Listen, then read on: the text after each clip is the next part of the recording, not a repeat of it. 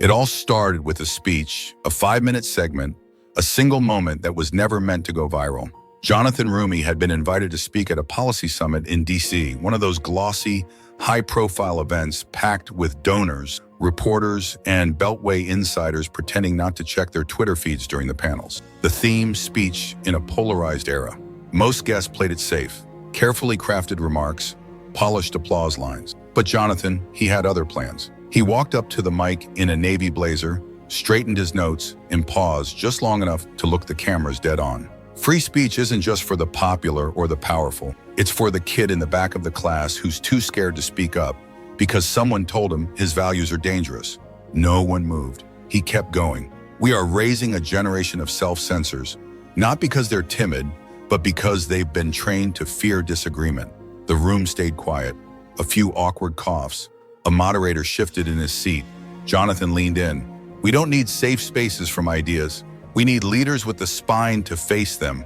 That line was the one that caught fire online. It was clipped, captioned, and looped 1,000,000 times within hours, and not everyone liked it, especially not Representative Alexandria Ocasio-Cortez. Within a day, whispers began to swirl on Capitol Hill. An anonymous aide leaked an email chain showing senior Democratic staffers discussing platforming consequences for what they called rhetorical extremism. Jonathan's name was on that thread. Then came the pressure. Speaking invites pulled. A think tank rescinded a roundtable slot. A major network canceled his scheduled appearance, citing scheduling conflicts. None of it was officially linked to Ocasio-Cortez, of course, but everyone knew. The silence wasn't accidental. It was engineered. But if Ocasio-Cortez thought Jonathan would disappear quietly, she was about to be very, very wrong. By the end of the week, Jonathan's inbox looked like a war zone. Canceled appearances, speaking engagements postponed until further notice, and a growing list of high-profile pundits echoing one word: divisive. It was textbook political freeze-out. He had seen it happen to others. A conservative voice gets too loud, too direct, too inconvenient, and suddenly they're dangerous, controversial, or worse, a threat to democracy. That last one, it was now being tweeted by staffers close to Ocasio-Cortez. But what they didn't count on was how Jonathan responded. He didn't retreat, he doubled down. From his home studio in New Hampshire, he went live that Sunday night on his own stream. No producer, no filter, no approval script. Let's be crystal clear, he said, staring straight into the lens. This wasn't about public safety. This was about silencing a young conservative man because I refused to sit down and stay quiet. Clips from his stream were picked up by conservative influencers within minutes. Within hours, he was trending again. This time, not as a guest, as a threat. The next day, during a routine press scrum, a reporter lobbed a casual question at Representative Ocasio-Cortez. Any response to the claims you're trying to suppress Jonathan Roumie's platform? She laughed, one of those tight DC chuckles laced with calculation. I don't know who that is, she said. Big mistake. That line turned into a rallying cry. Within the hour, Jonathan's supporters had clipped the footage and plastered it across every platform with the caption, "You will know his name." That night, Roumie Unfiltered was the just one trending topic on X. What began as a quiet purge was now a full-blown backlash. And Jonathan wasn't letting go. He didn't just want his voice back. He wanted the microphone. Jonathan wasn't just fighting back. He was planning his counterstrike. His team, mostly young and scrappy staffers who knew how to weaponize a headline, had already booked him on 3 independent shows by Monday. But Jonathan wanted more than airtime. He wanted impact. If Ocasio-Cortez wants to pretend she doesn't know who I am, he told his media strategist, then let's make sure she hears my name on every network, every podcast, every panel for the next 7 days. By Tuesday, he had an invitation to speak at a live town hall in New York, the heart of Ocasio-Cortez's political territory. It was hosted by a rising media outlet that didn't flinch at controversy. The subject: when free speech becomes a target. Perfect. What Ocasio-Cortez had orchestrated as a quiet professional suffocation was rapidly evolving into Jonathan's national moment. He wasn't just surviving the attempt to silence him, he was thriving in it. And that terrified the old guard. The night of the town hall, protesters gathered outside the venue. Some held signs accusing Jonathan of stoking division and undermining democracy. Inside, though, the seats were packed, mostly with young conservatives, moderates, and even independents. curious to hear the man Ocasio-Cortez had so publicly tried to erase. When Jonathan stepped onto the stage, he didn't open with statistics or buzzwords. He opened with a name. Representative Ocasio-Cortez, since you claim not to know who I am, allow me to introduce myself. The crowd erupted. I'm the young man your team tried to cancel. I'm the voice you tried to mute, not with debate, but with bureaucracy. And I'm not going anywhere. The moment was electric. Cameras flashed. Social media lit up. Even journalists in the back row looked up from their phones. Ocasio-Cortez's gamble had officially backfired, and Jonathan Roumie was just getting started. The day after the town hall, Capitol Hill was buzzing. It wasn't just the speech, it was the reaction. Clips of Jonathan's fiery monologue flooded the morning shows. Even anchors who previously dismissed him were now forced to acknowledge one thing. He had command, he had momentum, and he wasn't backing down. Ocasio-Cortez, meanwhile, was trying to pretend none of it mattered. But the whispers in Senate offices told a different story. Junior staffers were now quoting Jonathan's town hall speech in private policy briefings. Conservative senators were referencing his line, "I'm not going anywhere," during floor debates. And the emails, they weren't just leaks anymore. An internal memo surfaced, marked sensitive, showing that Ocasio-Cortez's office had contacted 3 media outlets before Jonathan's cancellations. The story was no longer about what Jonathan said, it was about what Ocasio-Cortez did to stop him from saying it. By Thursday, a sitting congresswoman known for sparking cable news chaos formally requested a House subcommittee to investigate coordinated censorship of political speech. Jonathan Roumie had gone from being silenced to becoming a symbol, but he wasn't satisfied with just attention. He wanted action, and he knew exactly how to keep the fire burning. His next move, a nationally broadcast debate. The network reluctant, but after the ratings spike from his last appearance, they couldn't say no. His opponent, a surprise, one of Ocasio-Cortez's closest allies, a legacy Democrat with a long media trail and a short fuse. Jonathan had studied him. He knew his talking points, his deflection tactics, even his nervous tics. As he sat down in the makeup chair before the broadcast, a producer leaned over and whispered, "You sure you want to do this? He's going to come at you hard." Jonathan didn't blink. So will I. The cameras rolled and the gloves came off. The lights hit hard. The studio air was crisp, charged like a thunderstorm, just waiting to crack. Across the stage from Jonathan Roumie sat Representative Martin Caldwell, a longtime Democratic voice, close ally to Ocasio-Cortez, and no stranger to televised battles. The host barely got past introductions before it began. Caldwell, "Mr. Roumie, with all due respect, what you're calling censorship is just consequence. Words have impact." Jonathan smiled. Not a polite smile, but the kind that says, "I've been waiting for this."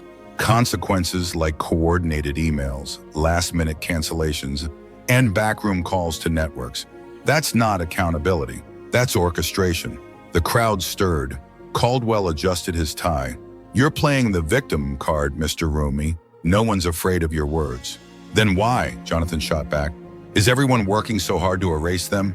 It landed like a gut punch. The moderator blinked, momentarily speechless. Caldwell reached for the stack of notes in front of him, a move Jonathan had already anticipated. He leaned forward. "Let me save you time. I know what's in those talking points. The polls, the op-eds, the carefully worded rebuttals. I've read them all, but none of them change what happened. Your side tried to erase me, and now you're angry that it didn't work." There was no coming back from that line. Clips hit the internet before the segment even ended. One tweet racked up 3 million views in an hour. Headlines flooded social media. Roumie shreds Ocasio-Cortez, ally in live debate. Jonathan strikes back and wins. Inside the studio, Caldwell knew he'd lost control. He tried to pivot to safer ground, infrastructure, party unity, whatever he could grab, but it was too late. The momentum was Jonathan's. After the segment ended, Jonathan stood from his seat, calm and composed. The producer approached him with wide eyes. "You just nuked the format," she said. Jonathan nodded. "I didn't come here to play nice. I came here to be heard." And he had been, by millions. But Jonathan wasn't done yet. His next appearance would make the last one look tame. And this time, Ocasio-Cortez wouldn't just feel the pressure, she'd have to answer for it. The fallout from the debate wasn't just digital, it was political. That night, Jonathan Roumie's phone exploded, not with attacks, but with support. Lawmakers, media figures, even a few on-the-fence moderates who had kept their distance were now texting him, "You won." By sunrise, his team had uploaded the full debate to every platform. The title, "They Tried to Silence Me." Now they're the ones running. Within 24 hours, it hit 10 million views. Ocasio-Cortez's press team, meanwhile, scrambled to control the narrative. They issued a dull statement about ensuring responsible discourse and avoiding inflammatory rhetoric. It backfired. "Inflammatory?" Jonathan responded on his live stream that night. "You call facts inflammatory when you can't control them." Then came his boldest move yet. He announced he would hold a public hearing streamed live titled "Free Speech in the Age of Political Gatekeeping." And he issued a direct challenge. "Senator Ocasio-Cortez, you've called for hearings on everything from Twitter bots to refrigerator emissions. How about showing up for one about the First Amendment?" It was the clip that broke the internet. Major networks couldn't ignore it anymore. Suddenly, anchors who had once brushed him off were asking, could Jonathan Roumie be the next serious national voice for the right? Ocasio-Cortez silent, but her silence was louder than words. The next day, a protest staged outside Jonathan's event backfired when a heckler's mic caught him admitting they're afraid he's going to become too influential. That clip went viral too. Jonathan wasn't just resisting censorship, he was redefining it. This wasn't about media anymore. It wasn't even about Jonathan. It had become a referendum on the entire political establishment, and Ocasio-Cortez was the face of it, and she knew it. Because while Jonathan was building a movement, she was watching her grip on the narrative unravel. Behind closed doors on Capitol Hill, the conversation shifted from strategy to damage control. Jonathan Roumie was no longer just a media disruptor. He was now being discussed in national security briefings, not because he posed a threat, but because his message was cutting through in a way few expected. Ocasio-Cortez's allies were livid. Their carefully curated messaging was collapsing, and the polls showed it. A majority of voters under 40, even some moderate Democrats, now said they believed Jonathan was being unfairly targeted by the political elite. And just like that, the narrative flipped. But Ocasio-Cortez wasn't done. She pulled strings fast. Suddenly, Jonathan's upcoming university event was flagged as under review due to heightened security concerns. A scheduled interview on public radio was postponed indefinitely. He received a warning from a committee chair that his recent rhetorical escalations might have ethics implications. It was coordinated and it was desperate. But Jonathan, he didn't blink. Instead, he dropped something no one expected. A leaked memo from a congressional communications director directly naming him, outlining how to quietly restrict airtime and apply soft pressure to deplatform. It was dated 2 days after his first viral speech. They didn't want a debate, Jonathan said in his emergency press conference. They wanted a digital blacklist. And I'm not just fighting it for me, I'm fighting it for every American who's ever been told to sit down and shut up. The press conference was supposed to last 10 minutes. It went on for nearly an hour. Reporters asked if he was planning to take legal action. Others pressed him on whether he would run for higher office. He ignored the noise. His only focus was exposure. "I don't need a title to be a problem for them," he said with a smile. "I just need the truth, and I've got it." The backlash against Ocasio-Cortez intensified. Commentators who once dismissed Jonathan Roumie now admitted, this is what leadership under fire looks like. Meanwhile, behind the scenes, Ocasio-Cortez's advisors pushed her to go on the offensive publicly. Her response, "He wants a spotlight. I'm not giving it to him." But she already had, because the spotlight was no longer hers to give. It belonged to Jonathan now, and he was just warming up. Jonathan Roumie wasn't backing down. In fact, he was just getting started. Days after the viral confrontation with Representative Martin Caldwell and the avalanche of media fallout, Jonathan made a bold announcement. He would be hosting an open forum in the heart of Washington, D.C. No script, no moderators, no filters, just a live mic, a stage, and every question thrown his way. The venue, a century-old theater once used by presidents to rally wartime support, the symbolism was intentional. Tickets were gone in under an hour. The crowd outside stretched for blocks. Supporters, critics, reporters, students, influencers, and even a few curious members of Congress. Protesters waved signs calling him divisive. Supporters shouted back with chants of, "Let him speak." Inside, the energy was electric. Jonathan walked onto the bare stage wearing a calm, focused expression. No flashy intro, no warm-up speaker, just him, a single chair, and the roar of a crowd that knew they were watching something bigger than politics. For over 2 hours, he took questions, real questions, from every side of the political spectrum. Liberals challenged him, conservatives cheered, and independents listened. He answered each one directly without spinning. When asked for proof, he showed it. When asked for motivation, he gave it. When asked why he was risking everything, his answer stopped the room cold. Because political survival is meaningless if it means surrendering your voice. The audience went silent. Then the applause came. One question stood out. A young college student, barely 20, took the mic and asked, "Why do they hate you so much?" Jonathan didn't miss a beat. "Because I'm not afraid of them. Because I'm not on their payroll. Because I remind them of everything they can't control. A man who doesn't need their permission, who doesn't apologize for what he believes and who can't be bought." Thunderous cheers erupted. The clip hit social media within minutes and was retweeted by major political figures across the spectrum. That same night, Ocasio-Cortez's office issued a carefully worded press release affirming her ongoing commitment to unity and respectful dialogue. It was tone-deaf. The internet tore it apart. Jonathan didn't even need to respond. His words had already done the work. This wasn't just a PR win. This was a shift, a seismic generational shift in how political power was perceived. He had cracked the establishment's armor, not with money, not with party backing, with truth. He didn't need approval. He had the people, and Washington was officially on notice. The days that followed were anything but quiet. Cable networks scrambled to book Jonathan Roumie. Pundits who once rolled their eyes now leaned in. Even networks that had previously blacklisted him were suddenly reevaluating their guest criteria. But Jonathan wasn't rushing into anything.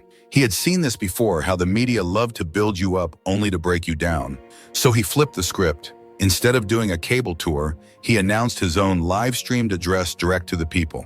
No commercials, no anchors, no interruptions, just him, a camera, and the truth. Over 20 million viewers tuned in within 48 hours. It wasn't a rant, it was a reckoning.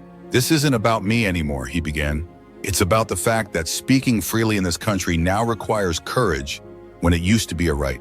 He laid it all out. The coordinated censorship attempts, the back-channel emails, the universities trying to cancel his talks, and the networks pressured not to air his content. Names, dates, receipts. He didn't accuse, he exposed. And then came the line that lit the internet on fire. "If this is what happens to someone like me with a platform with a camera, imagine what they're doing to you when no one's watching." That clip was shared by everyone from truckers in Iowa to tech CEOs in Silicon Valley.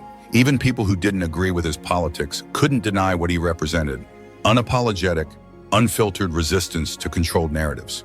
Ocasio-Cortez still silent, but behind closed doors, reports leaked that she was furious. One source claimed she called him a digital wildfire we can't contain. Meanwhile, Jonathan announced a speaking tour. Not in coastal cities, not at elite universities, in middle America, community centers, town halls, gymnasiums, places forgotten by DC, but remembered by him. Every stop sold out. And then, just when things couldn't get any more surreal, a whistleblower from a major social media platform dropped internal emails showing that Jonathan's name had appeared on a shadow banning list. Boom! The story exploded again. Jonathan responded with just 4 words on his X feed. "I told you so." Trending again, polls showed trust in major media dropped 12% in 1 week. Trust in Jonathan Roumie higher than ever. Even some old guard Republicans began calling him the future of the party. But Jonathan wasn't talking about parties. He was talking about principles, and Washington had no idea how to handle that. By now, Jonathan Roumie was more than a viral moment. He had become a movement. Capitol Hill staffers whispered his name in meetings. Journalists debated his impact over coffee. Students wrote term papers about him. Even the late-night hosts, once quick punchlines, suddenly grew cautious. Why? Because the usual narrative tricks weren't working anymore. He didn't fit their mold. Jonathan wasn't playing to a base. He wasn't towing the party line. He wasn't begging for approval. He was drawing a line in the sand, and people from across the spectrum were stepping over to stand beside him. That's when the real surprise came. Ocasio-Cortez, under immense pressure and plummeting credibility, requested a televised discussion, not with Jonathan, but about him. The panel was packed with academics, strategists, media insiders, and one unexpected guest, a former White House communications director who had previously worked hard to silence him behind the scenes. Jonathan didn't wait for the invitation. He crashed the panel live with cameras rolling. Thanks for watching. If you enjoyed this video and want to stay updated on all the latest content, don't forget to hit that subscribe button. Join the conversation and let's keep pushing the boundaries of free speech together. See you in the next one.